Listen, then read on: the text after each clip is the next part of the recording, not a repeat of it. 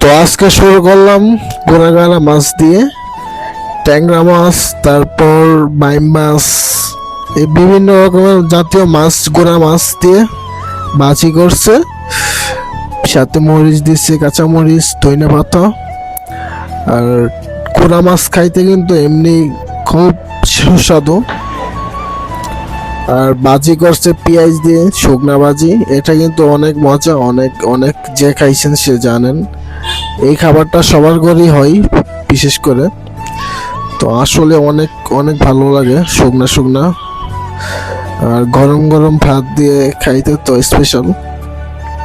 আমার কাছে খুব ভালো লাগছে তরকারিটা। আর আমরা বাসায় কন্টিনিউ এটা রান্না করে, তো আমরা খাই, ভালোই লাগে, খারাপ লাগে না। বাট তো তো আমার এখন শুরু করলাম ডাউল দিয়ে, মাছের ডাউল। তো মাছের ডাউল রান্না করছে আপনার আজকে তেলাপিয়া মাছ দিয়া। তো মাছের ডাউলটাও ভালো হয়েছে, তরকারি অনেক ভালো হয়েছে অনেক। আর মাছের ডাউলের সাথে শোল মাছ হলে বেশি ভালো হতো, তো শোল মাছ নাই, তো আজকে তেলাপিয়া মাছ দিয়ে রান্না করছে। না, অনেক ভালো হয়েছে, আমার কাছে ভালোই লাগছে ডাউলটা। আর মাছের ডাল এমনি খাইতে পারি, ভালো লাগে আমার কাছে। বাট মাছের ডাউল সবার কাছে ভালো লাগে, এটা জন